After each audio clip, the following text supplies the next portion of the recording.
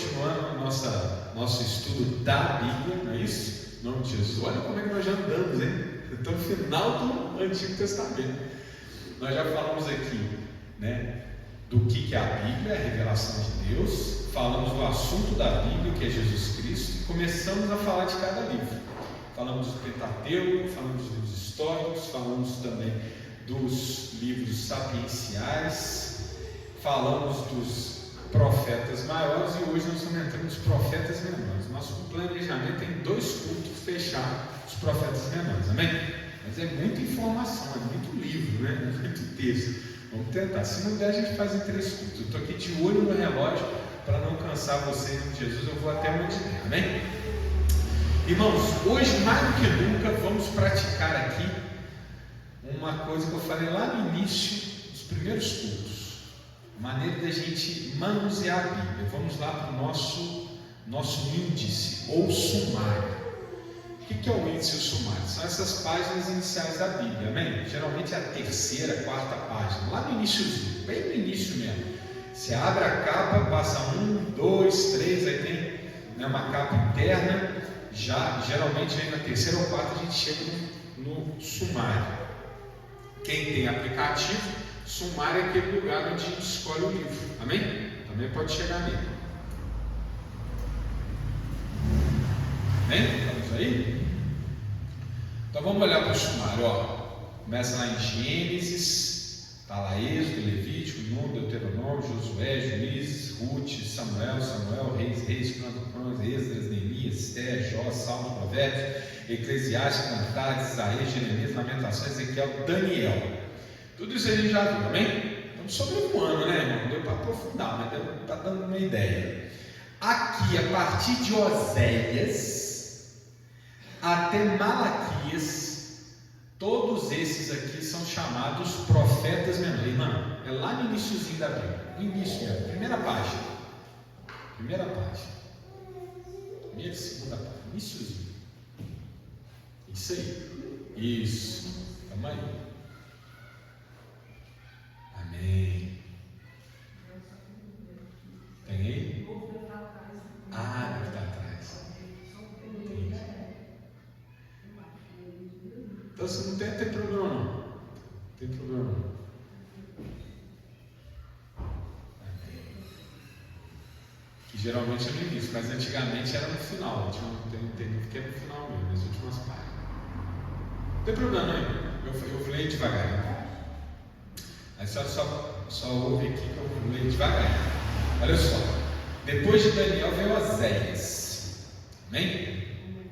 Depois vem Joel. Depois Amós.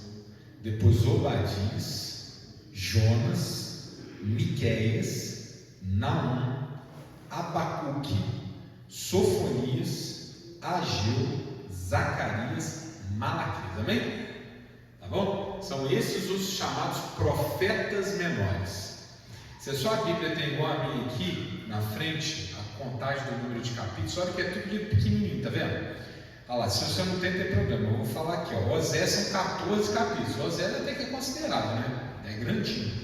Mas olha o Joel, 3 capítulos, Amós, 9 capítulos, Obadias, 1 capítulo, o Jonas, 4 capítulos, Miqueias é um pouquinho maior, 7, depois o Naum, o Abacuque, Sofonias são 3 capítulos, Ageu 2 capítulos, Zacarias é maior, 14 e Malaquias 4, tá vendo? São livros pequenos, amém? Por isso profetas menores, é livro que você lê rapidinho. Antes de vir aqui para o culto, eu dei a minha última passada junto com a Mariana lá no Jonas, amém? Então esse é livro que a gente lê rapidinho. Agora, é também um lugar onde a gente fica mais confuso, né? Eu tenho falado, mas é verdade mesmo. É onde a gente fica mais confuso. O que é mesmo Ageu? O que é mesmo Abacuque? Irmão, a gente não precisa decorar, mas na medida que a gente vai mexendo, vai ficando mais, né, automático, não é isso? Quando a gente começou na peregrinação, perguntava onde que era Mateus, a gente se confundia, né? Hoje em dia a gente já vai automático. Então a ideia é que no correr do tempo a gente vai também se, né, familiarizando. Irmãos, para a gente, como é muita coisa, é bom sempre que a gente tenha assim, um norte para a gente classificar esses livros.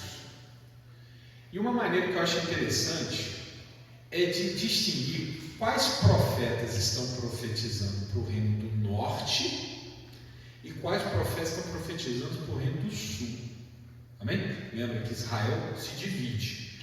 Salomão morre, Roboão assume o trono, e aí acontece a divisão do reino. Jeroboão começa a governar o reino de Israel, que nunca mais se volta para Deus, até a invasão dos assírios, que destroem o reino do norte. E o reino do sul, que é o de Judá, ficava naquela vai e volta na comunhão com Deus.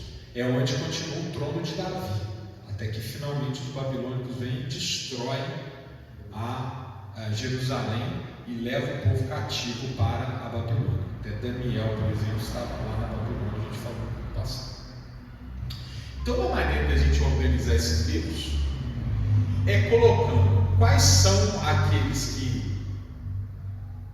profetizam para o norte, quais são aqueles que profetizam para o sul. Porque quando a gente tem essa divisão, fica mais fácil de entender. Amém? Fica mais fácil de entender o que ele está falando, o que o profeta está falando, para quem que ele está falando. Você vai perceber que os profetas do norte eles são mais ácidos, porque o pecado do norte era muito grave. Os do sul são mais esperançosos, costumam falar mais, por exemplo, da restituição do trono de Davi. Outra maneira que ajuda a gente a compreender melhor os profetas é colocar em ordem cronológica. O que é cronologia? A ordem de quem veio primeiro, segundo, terceiro, quarto, quinto, sexto. Porque aí, se você pega lá o livro de Reis e o livro de Crônicas, você consegue fazer um paralelo direitinho. Amém? Por exemplo, tem aqui o profeta Oséias. Ele profetizou durante o governo de Jeroboão II. O governo de Jeroboão II é descrito lá em 2 Reis. Então você pode ler sobre Jeroboão II, ver o que ele fez, com o que ele guerreou, quais foram os dilemas, os desafios lá no reino dele. E depois, quando você lê o Oséias, então é isso que ele está falando. Amém? Ela é meio que a Bíblia ela se explica. Amém? Então, a ordem, vamos primeiro aqui dividir o norte e o sul. No norte, quais são os profetas do norte? Joel, Amós e Oséias. Esses três profetizam para o norte. Joel, Amós e Oséias. Está vendo? Os três primeiros. Só que eu mudei a ordem. Por que eu mudei a ordem? Porque a gente não sabe exatamente quando Joel profetizou.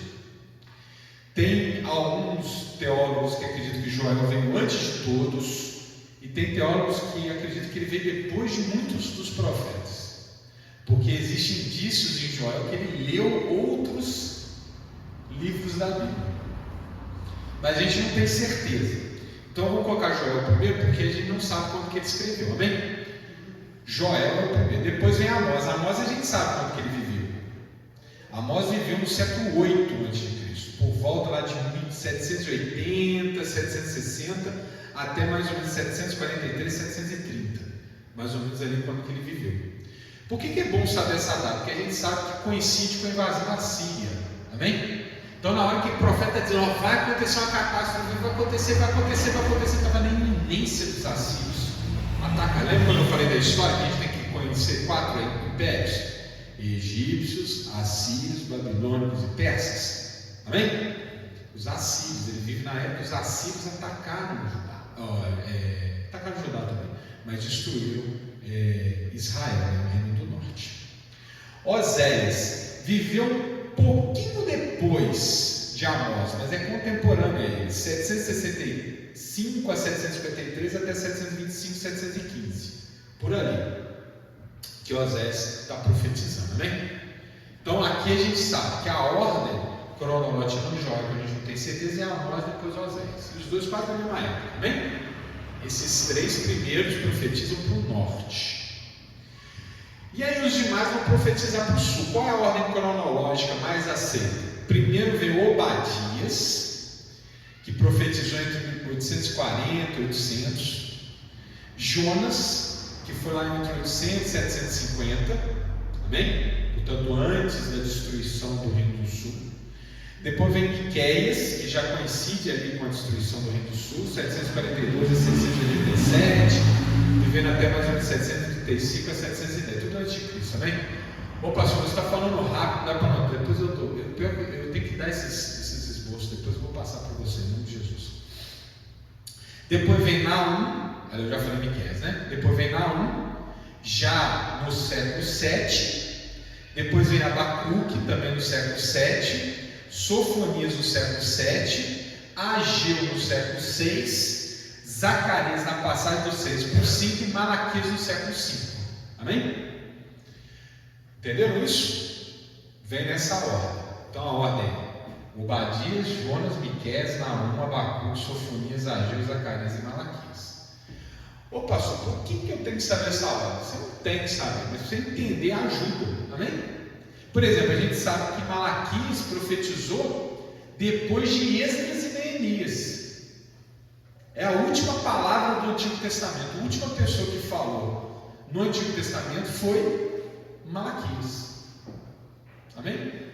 Então ele já viu, por exemplo, o templo sendo reconstruído. Ele viu, quer dizer, já acabou o cativeiro da Babilônia, já voltaram. Amém? Enquanto que outros aqui, como por exemplo Zacarias, está vendo isso acontecer. E Ageu já está ali no contexto do cativeiro. Amém? Então isso é muito bacana para a gente depois entender com que realidade esses profetas estão lidando. Porque, meus irmãos, a profecia, como eu falei no culto anterior, a gente tem essa ideia que ela sempre fala do futuro, não é isso? A gente tem essa ideia, o profeta fala do futuro. Não, o profeta não fala necessariamente do futuro. Quem fala do futuro é vidente, é outra coisa. Amém? O profeta fala o que Deus quer que seja dito. Amém?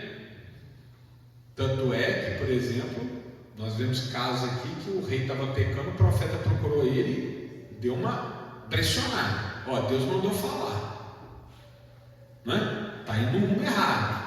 Lembra lá que Davi, você deu um puxão de orelha lá com ele, né? Ficou com a Batseba, lembra disso? Deu um puxão de orelha. O profeta estava falando de futuro, ela falou, você fez, eu sei. Amém? Então, profeta fala a mensagem de Deus. Mas nesse caso aqui, muitos profetas estão envolvidos com a exortação do povo para parar de pecar, porque se não parar de pecar, uma catástrofe vai acontecer. Então esses profetas geralmente estão lidando com o futuro. Por quê? Porque eles estão chamando o arrependimento enquanto ainda é tempo. Entendeu, irmã? Eu estou falando assim, arrependa, porque senão uma coisa ruim vai acontecer. Amém? Então eles lidam com o futuro. Tem alguns profetas que falam de um futuro imediato e tem aqueles que falam de um futuro longínquo. Geralmente os profetas, quando começam a falar haverá um dia que, aí eles já estão falando de coisas mais para frente. Muitas delas têm a ver com Cristo. Amém? Com Cristo. E quando é diretamente com Cristo, é com o reino de Deus. Amém? Aquele haverá um dia aqui, porque vocês vão perceber também que todos os profetas é assim, bate, depois fala, mas haverá um dia em que tudo vai ser consertado. Amém? E é legal quando a gente lê lá em Romanos, não vou aqui me perder não, mas Romanos capítulo 3, Paulo fala assim, né? Todos os profetas falam, haverá um dia, e Paulo fala assim, o dia aconteceu. Ele dialoga com todos os profetas, ele aconteceu, Jesus veio. Amém? É lindo, é lindo. Então, meus irmãos, tem coisas que esses profetas falaram, então, portanto, que é daquele momento, aquele instante. Ó, cuidado que os assírios vão vir. Vai confiar nos egípcios que vai dar problema. Tem coisas que eles estão falando assim, vai vir um rei, vai nascer em Belém. Está falando de Jesus que já, para eles, olha só, meus irmãos, olha como é que é importante te ler data. Por exemplo, Zacarias fala de Jesus, ele viveu 520 a.C. Jesus demorou 500 anos para vir, sabe, do descobrimento do Brasil até hoje, amém? E se foi o tempo, não um tempão, o Brasil não é velho? É 500 anos. Entre a Zacarias e Jesus foram 500 anos. E Zacarias falou, vai vir Jesus aí, ó. Amém? Jesus veio. E tem também alguns profetas que não falam nem daquela vinda de Jesus, que a gente já conhece, mas da próxima vinda de Jesus. E Jesus vai voltar, não vai voltar, irmãos? Tem alguns que falam daquela outra vinda, ou seja, faz uma profecia de um futuro muito mais distante. Ainda 500 anos, eu não sei qual é a data, mas até aqui já foi 2.500 anos. Amém? E meus irmãos, eu vou dar só um exemplo aqui, cortando um pouco a minha ordem. Mas, por exemplo, Obadias. Obadias eu acho que ele é interessantíssimo. Obadias é um livro de um capítulo só, em que ele fica profetizando contra Edom. Eu vou falar daqui a pouco dele, tá? Ele fica profetizando contra Edom. Aí chega uma hora no livro dele que ele expande a profecia contra Edom. E ele fala assim: porque o dia do Senhor está perto sobre todas as nações. Então é esse lance do profeta, que ele está ali profetizando contra Edom, e daqui a pouco ele abre. E aí a gente entende que tudo que ele está falando para Edom vale para a humanidade. Então ele está fazendo as duas coisas ao mesmo tempo. Ele está profetizando para aquilo que está para acontecer e profetizando para o futuro mais longevo. Amém? Amém? Então a gente tem que ficar ligado nessas sacadas para a gente entender como funciona a profecia. Ô meus irmãos, eu falo de coração, ler profeta é difícil. É difícil. Todo mundo tem dificuldade. Mas se você vai pegando esses detalhes, meu irmão, fica mais fácil. Eu fico pensando, a primeira vez que eu li Jonas, a segunda vez, a vez que eu li, deve ter 3 horas a última vez que eu li. Nossa, como que eu estou entendendo Jonas mais? Só de pegando esses elementos, amém? Glória a Deus. Mas vamos então pela ordem aqui, vamos ver até onde a gente consegue chegar. Meu esboço eu estou até Miqueias, vamos ver se eu chego pelo menos perto. Primeiro dos livros aqui, dos profetas menores, pela ordem aqui da Bíblia, amém? Eu falei essa ordem cronológica para ajudar, amém? Agora vamos voltar para a ordem da Bíblia. Qual é o primeiro então? Oséias. Vamos lá para Oséias? Vamos lá. Hoje nós vamos fazer esse exercício. Volta para o índice, vai para o profeta. Volta no índice, vai para o profeta, para a gente treinar. Que quando fala profeta menor, meu irmão, não vai para o meio da Bíblia, não. Vai lá para o índice. Economiza. Vou dar até calo no dedo. Oséias. Ô irmão, eu falo porque eu fui obreiro. E a gente é obreiro no início, né? Então, quando o pastor chegava lá, hoje a pregação é agil, aí já dava até aquela tremida, logo no meu turno. Tem que ser agil logo no meu turno, né, Manuel? Logo no meu turno, podia ser Mateus, não? Tem que ajudar o povo, tem que ir lá e achar. Vamos lá, irmãos. Oséias. Então, como eu já disse, Oséias profetizou no Reino do Norte. Ele viveu na época de Jeroboão II. Então você pode achar a época dele direitinho lá no livro dos Reis. E ele usa a vida pessoal dele para fazer a profecia. Outro elemento interessantíssimo. Eu adiantei um pouco no último culto. Qual que é a função do profeta? A função do profeta é chamar atenção. Por isso que o profeta geralmente ele é visto como uma pessoa meio amalucada. Você já perceberam isso? Quando falo de profeta, o que vem na nossa mente? Eu falo o que vem na minha mente. Sabe o que vem na minha mente? Antônio Conselheiro, já ouviu falar? A irmã com certeza ouviu. Antônio Conselheiro. Antônio Conselheiro era um amalucado. A Mariana leu a biografia dele, né? Um amalucado que viveu no Nordeste brasileiro, montou ali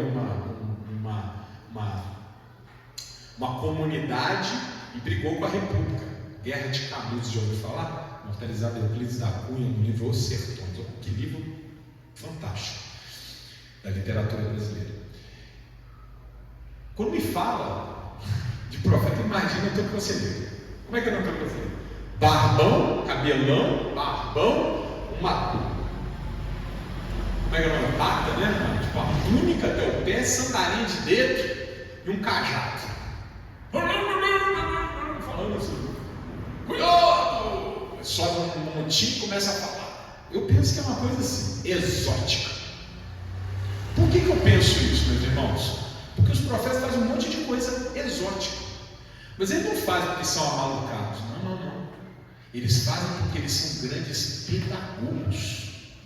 Eles são professores de primeira. Eles sabem que eles estão falando para o povo que às vezes não entende as coisas com facilidade. Não entende palavra difícil. Amém? Já viu que política em época de eleição eles tendem a colocar tudo facinho, encaixotadinho? O povo vão ter que entender, tem que falar de futebol, tem que falar, né? Coisa que o povo entende. O profeta faz isso. Ele faz coisas que levam, e às vezes, meu irmão, fazem coisas extremas. Eu contei, teve um profeta que ficou 2 anos deitado de lá, comendo sobre as fezes. Ezequiel. Esquisito, né?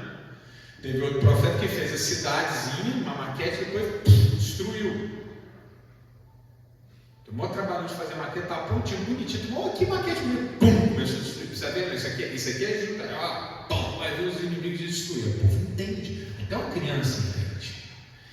Obadias vai fazer uma coisa com a própria vida para chamar a atenção do povo. O que ele vai fazer? Ele vai casar com uma prostituta. E vai ter filhos com essa prostituta. E vai pagar dívidas da prostituta com seus cônjuges anteriores. Ele vai acolher a prostituta e amar a prostituta, dar dignidade à prostituta. O que significa? O Batista está usando a vida dele como profecia. Ele quer passar uma mensagem. Qual é a mensagem? Assim como Deus e o povo, sou eu com essa mulher. Amém? Amém? Gomer. Do mesmo jeito que o povo se prostituiu para os ídolos, né, para os falsos deuses e virou as costas, traindo o Todo-Poderoso, a prostituta fez comigo. Mas assim como Deus, eu vou aqui personificar Deus, eu vou perdoá-la, acolhê-la e dar-lhe dignidade. É uma maneira de mostrar como Deus é misericordioso, como Deus é bom, compassivo, tardio, irar-se. Amém? Então ele usa a vida dele como profecia. Homens dedicados. As pessoas, o que aconteceu com o povo? Ele ficou com Gomer. Todo mundo prestando atenção, a comunidade, né, irmãozinho? Tudo pequenininho, igual o bairro, né? Os vizinhos, tudo, ele está com Gomer, ele está com Gomer. Eu falei, estou com Gomer. Assim como Deus está com você. Amém? A pessoa entende. Amém? Olha que lindo.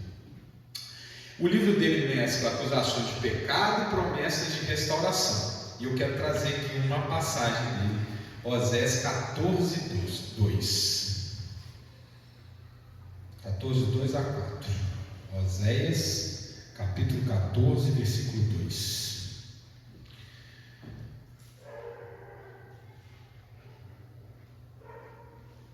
14, 2. Posso? Tomai convosco palavras e convertei-vos ao Senhor. Dizei-lhe: expulsa toda iniquidade e recebe o bem. E daremos como bezerros os sacrifícios dos nossos lábios. Não nos salvará a Síria, não iremos montados em cavalos, e a obra das nossas mãos não diremos mais: tu és nosso Deus, porque por ti o órfão alcançará misericórdia.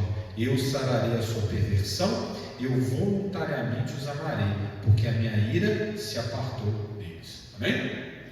Está falando da misericórdia de Deus, falando, para de confiar nessas alianças militares aí, que isso não vai dar certo não.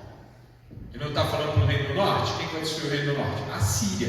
O Jeroboão II estava confiando em aliança com a Síria. Veio a Síria. O profeta vai estar confiando na Síria? Vai dar problema. Tem que confiar em Deus.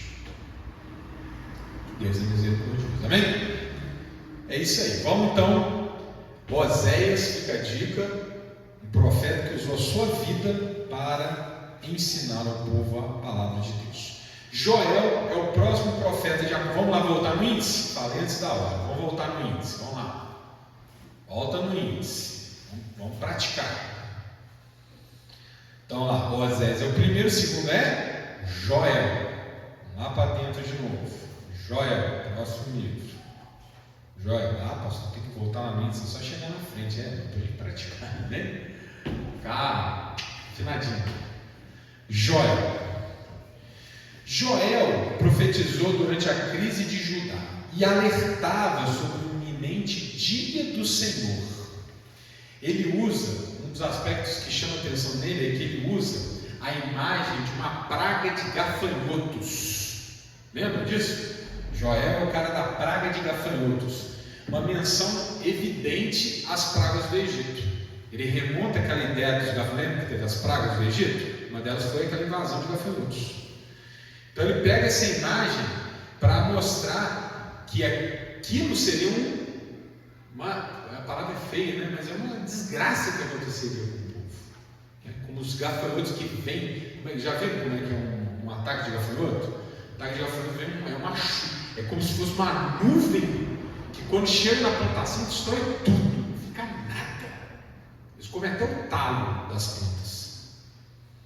É o maior terror do agricultor. Ele está falando gafanhoto por quê? Porque ele está falando para quem? Ele está falando para o povão, né? O povão ia fazer o quê para sobreviver?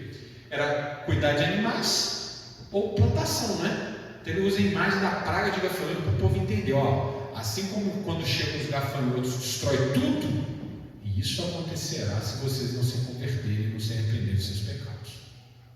Amém? Ele chama o povo ao arrependimento e à oração, para que Deus possa reverter o desastre. Sempre os profetas chegam nesse lugar comum, meus irmãos.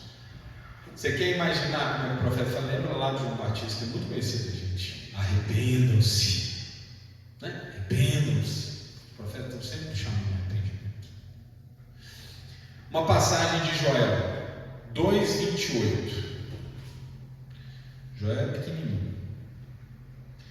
Joel faz nessa passagem uma profecia que se realiza no capítulo 2 de Atos dos Apóstolos. Vamos ver se vocês conhecem, se vocês conseguem reconhecer a profecia dele, como é que se realiza lá em Atos dos Apóstolos, capítulo 2. Vamos ler comigo. E há de ser que depois derramarei o meu Espírito sobre toda a carne, e vossos filhos e vossas filhas profetizarão, e vossos velhos terão sonhos, e os vossos mancebos terão visões, e também sobre os servos e sobre as servas naqueles dias derramarei o meu Espírito, e mostrarei prodígios no céu e na terra, sangue, fogo e colunas de fumaça. O sol se converterá em trevas e a lua em sangue, antes que venha o grande e terrível dia do Senhor. Amém? Não é a imagem de Pentecostes? Olha que lindo. Amém? Lembra de Pentecostes? Atos dos Apóstolos, capítulo 2, ali que nasceu a igreja. Naquele momento estava o povo em Jerusalém, vindo para uma das festas da tradição judaica, né? Festa de Pentecostes.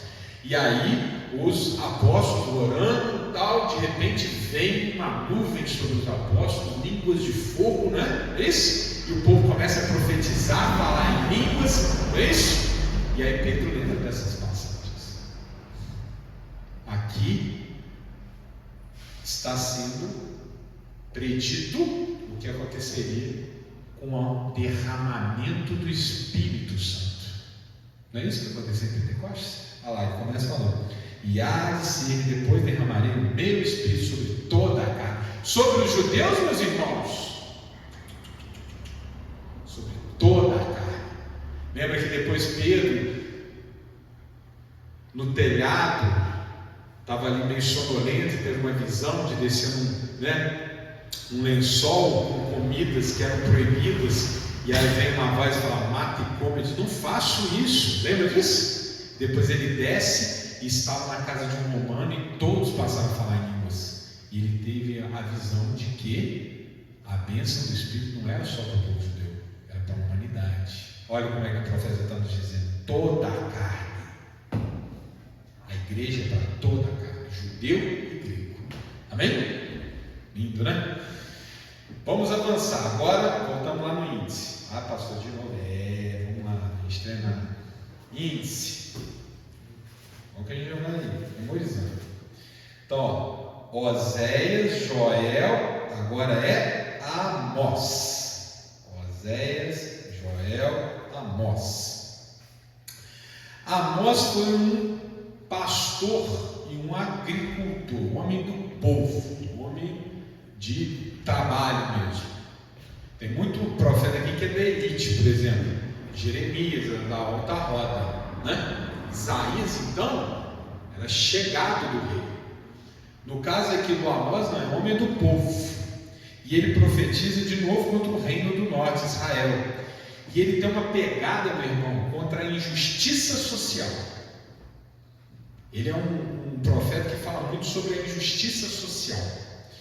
Ele fala, né, que o país estava se enriquecendo, ficando cheio de dinheiro, suntuoso, mas estava se esquecendo de Deus.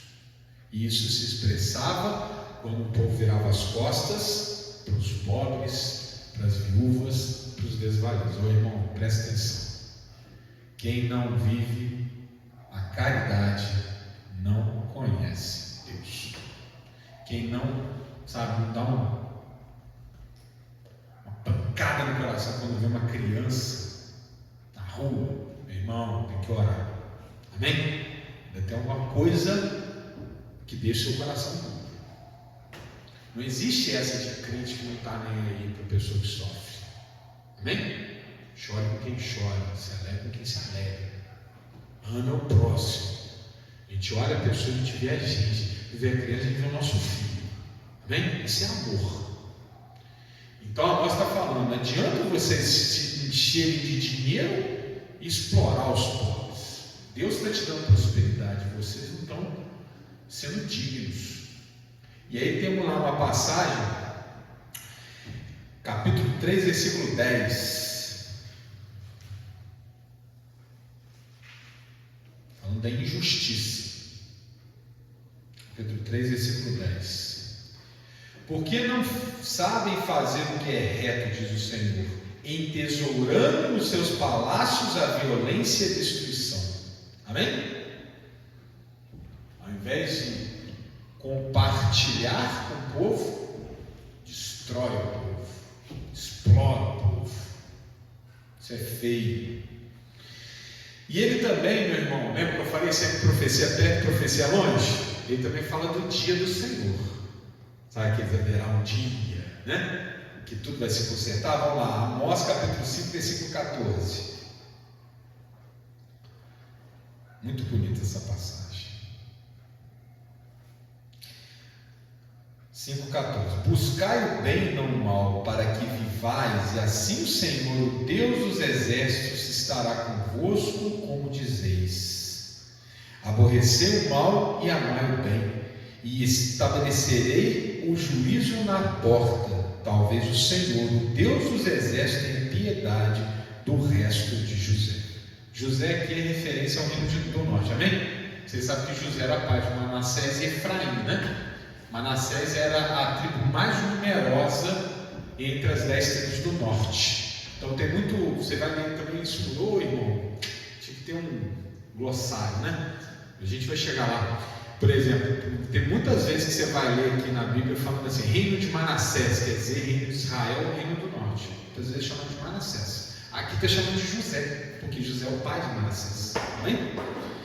E olha só, Amós também vai falar de Jesus. Amós capítulo 9, versículo 11. Lembra? Profecia de perto. Vocês estão ficando ricos e explorando o pobre. Deus não está gostando disso não. Pois ele fala, haverá um dia que Deus vai restaurar, mas você tem que se consertar. E aí ele fala do reino, da restituição do reino davídico. 9 e 11. Estão comigo? Posso? Naquele dia tornarei a levantar a tenda de Davi. Amém? Olha só. Restabelecer o trono de Davi. Quem é o herdeiro de Davi? Jesus. Que caiu, e taparei as suas aberturas, e tornarei a levantar as suas ruínas, e a edificarei como nos dias da antiguidade. Amém? Ele está profetizando que Jesus vai vir para restabelecer o trono de Davi. Depois vocês podem ler até o versículo 15, que ele vai desenvolvendo essa ideia. A gente vê, inclusive, que não é uma ideia física, é uma ideia espiritual. Amém? Mas para a gente ganhar tempo, vamos para o próximo. Vamos lá no nosso índice. Olha que a gente já vai memorizando. Oséias, Joel, Amós, Obadias. Agora vamos para o Obadias.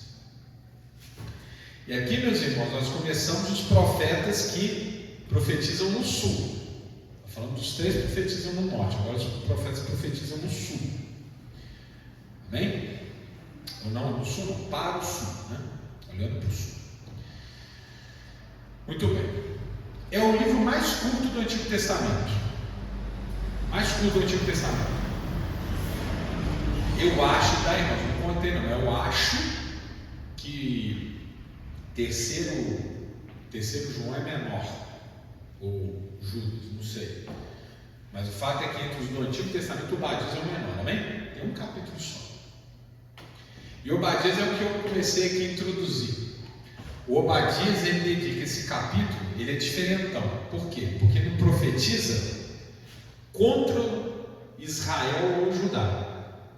Ele está em Judá, porém ele está profetizando contra uma nação estrangeira. Qual nação? Edom.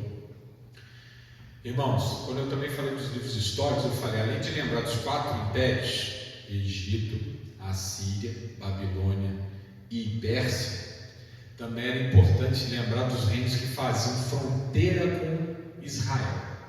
Aí tem Gaza dos filisteus, aí vão lá para cima. Aí você vai ter a Síria, você vai ter Fenícia, Síria, aí você tem os Amonitas, os Moabitas, e no sul de Judá você tem os Edomitas, ou Edom. Da onde que vem a nação de Edom? A nação de Edom, ela vem da genealogia de Isaac. Ela é a nação de Esaú. Esaú é quem? Irmão de Jacó. Lembra disso? Jacó é Esaú. Esaú é Jacó. Jacó vai virar Israel. Esaú vai virar Edom. Ou seja, Edom e Israel são irmãs, nações irmãs. Muito tempo teve guerra, teve disputa, mas também teve muito tempo aliança. Edom prestou tributo a Davi e a Salomão. Mas irmãos, olha que coisa triste. Quando Judá é invadida pela Síria, sabe o que Edom faz? Tripudia. O que é tributear? Tripudia. O que é você tratar mal o que está no chão? Amém? Não é uma pessoa que não tem para onde ir, está no chão, está devastado. Você vai lá e dá uma picuda. Judá foi invadida pela Babilônia. Falei pela Babilônia. E ao invés de Edom ajudar, Edom invadiu algumas outras cidades. Levou proveito. Entendeu? E ele fala para isso. Vocês fizeram isso aí, mas não vai ficar por aí não. E não ficou mesmo, cadê Edom? Procura um mapa, Edom. Não existe mais. Desapareceu. Mas lembra que eu estava falando? O profeta começa falando da coisa mais ou menos ali perto dele, para depois alargar uma profecia maior. Obadias, ele começa profetizando contra Edom, depois ele amplia. É aquela passagem que eu falei. Obadias capítulo 1, versículo 15, aliás, capítulo único, né? Versículo 15, olha lá o que está escrito. Porque o dia do Senhor está perto sobre todas as nações, como tu fizeste, assim será, assim se fará contigo, a sua maldade cairá sobre a sua cabeça. Ou seja, todas as nações que estão entregues a Satanás vão acabar pagando um preço terrível. Por isso que nós temos que ir para o reino de Deus, amém? Converter. E para a gente terminar hoje, uns 10 minutinhos, vamos ler o último aqui de hoje. Vamos voltar aqui para o índice. Oséias, Joel, Amós, Obadias, Jonas. Chegamos em Jonas. Jonas é um livro curtinho também, 4 capítulos. E eu acho que dos profetas menores é o mais conhecido, não é, irmãos? Não é? O povo conhece mais a história do peixe, eu acho, né? Encanta, né? Agora, meus irmãos, eu quero apresentar para vocês uma perspectiva sutilmente diferente. Como Deus tocou no meu coração. 1 Primeiro vocês percebem que o livro ele é singular. O que é singular? Ele é diferente. Geralmente, o profeta, ele está falando na primeira pessoa, contando a profecia dele. Já perceberam que o livro de Jonas não é Jonas falando? É alguém falando de Jonas. Não é Jonas contando, é alguém falando de Jonas. É a história do Jonas. Está entendendo? Não é Jonas, é eu, Jonas, não. Está dizendo aquele Jonas, contando a história dele. Segundo, é um livro que chega quase a parecer eu falo plot twist, sabe o que é? Quando a história está indo numa direção, depois você percebe que aquele enredo todo, na verdade, não era bem aquilo, tinha uma informação ali que te joga para o outro lado, sabe? Como aqueles finais surpreendentes. Olha que coisa interessante. Tudo é invertido nesse livro. Geralmente o profeta é do bem, chamando a atenção dos infiéis, do mal, não é assim? Nesse caso não é desse jeito. Vamos lá. Como é que é a história? Deus chega para Jonas e fala: vai para Nínive e profetiza. Quem que é Nínive? Olha aqui, olha como é que é importante saber aquela primeira parte. Nínive é a capital do Império Assírio.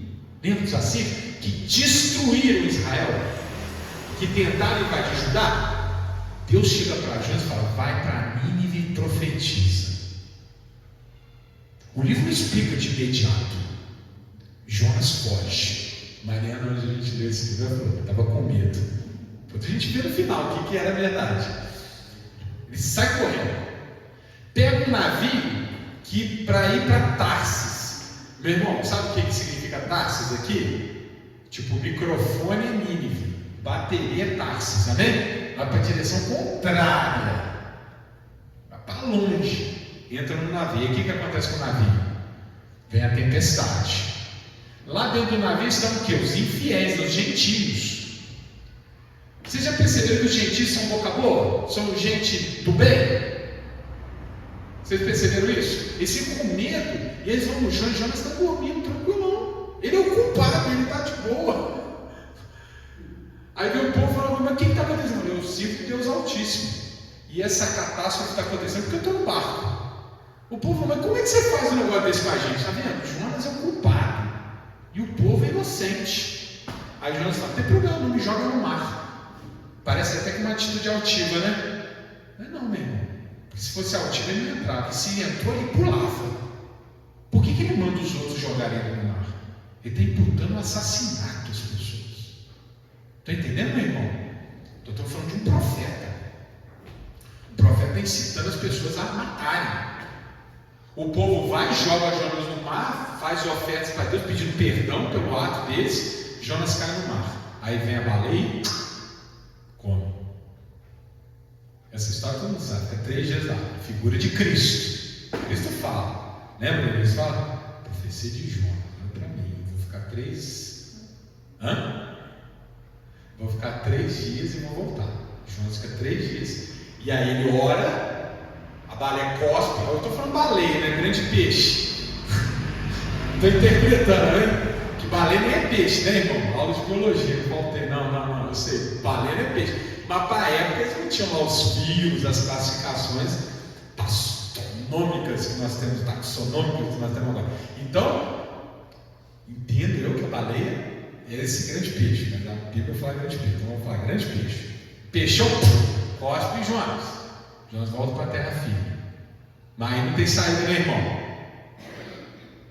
É igual o cara que peca, fica desesperado, dá aquela oração. Deus dá aquela consertada. Agora eu te livrei, faz o certo. O que o Jonas faz? Vai para Nínive. Vou cansar vocês não, estou terminando. O que Jonas, irmão? Se tem uma característica de profeta, que profeta fala. Mas fala. Olha Isaías 66 capítulos. Não gosta de falar. Fala mais que pastor. Irmão, como é que Jonas profetiza? Ele fala assim. Até escrevi aqui. Nínive será subvertida em 40 dias. Não estou indo aqui para abrir só para a gente ganhar tempo, tá? Dá para confiar, está tudo lá. Nínive vai ser subversivo em 40 dias. Ele só fala isso. Que profecia. Nossa, é mesmo? Me converti. Isso aqui mostra que Jonas estava de má vontade. Jonas estava de má vontade. Jonas foi a contragosto e profetizou assim: ô galera, escuta aqui, 40 dias Nínive vai ser subvertida.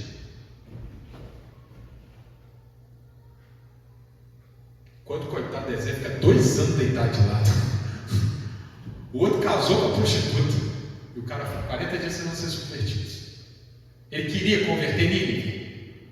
Essa é a pergunta. É aqui que está a resposta. O problema é que Jonas não estava com medo.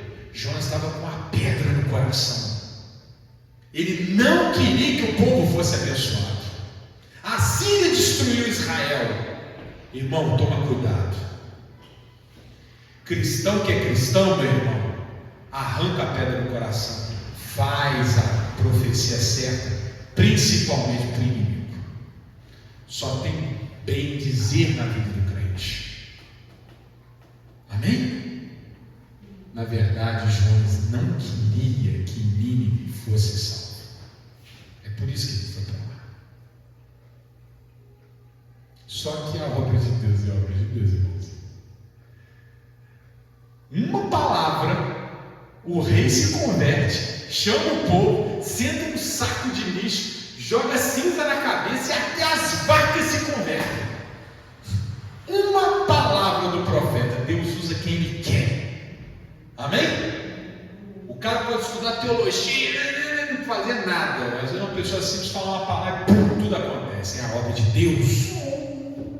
Nínive se converte. Aquele povo saiu, irmão, procura ler, busca lá na internet. Reino da Síria, vocês vão ver, eram os mais cruéis que tinha.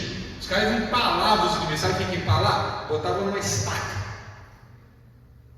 E eles se convertem. Jonas fica feliz? Chegamos no capítulo 4. Jonas fica feliz? Não. Jonas fica triste, contrariado. Sobe no morro, fica olhando para Nínive de beicinho, dizendo: que porcaria. Deus conseguiu. Amém? Está vendo? O povo mal fica bom. Jonas, que é o profeta, está do lado errado de novo. Para terminar. E aqui o finalzinho, meu irmão, mas fala fundo essa palavra. Olha lá, Jonas capítulo 4. Versículo 1. Mas desgostou-se Jonas extremamente disso e ficou todo ressentido, porque o povo foi salvo. E ficou ressentido, sentado lá da montanha, olhando para o povo lá embaixo se converter. Aí Deus vai e manda uma boboeira, acho que é essa que fala, fazer uma, e debaixo do sol, não é mais o sol ali, né, irmão? É deserto, é quente, né? Faz ali uma planta, nasce em cima da cabeça dele, em manhãzinho, joga uma sombrinha nele. Aí ele fica feliz. Sabe aquele coração de pedra? Começa a se amansar, ele se afeiçoa por aquela plantinha. E aí vem um vermezinho, come a plantinha morre. E ele fala: poxa, tadinha da plantinha. E aí Deus vem maravilhosamente e fala isso para Jonas: Jonas, você não plantou essa planta. A vida dela é curta, ela não sente nada. Não seria a vida de homens mais preciosa do que a vida de uma planta? Por que você fica triste com a morte da planta e ressentido com a salvação do povo? Amém? Olha que palavra. Jonas não é o emissário da mensagem, ele é o receptor da mensagem. É Deus que fala com Jonas para falar com a gente. Nós temos que ser misericordiosos. Às vezes, meu irmãozinho, tem um amigo aí que está todo afeiçoado pelo seu pet e não derrama uma lágrima pela criança que está passando fome. E eu não estou falando pet, cachorrinho bonitinho, não. Às vezes até lagartinho, às vezes até samambaia, às vezes até ratinho, hamster. e não abre o coração para o povo que está passando necessidade. Amém? Então, palavra de Deus para Jonas, instruindo a todos nós, sejamos misericordiosos. Glória a Deus. Então, aquela salva de palmas ao nosso Deus,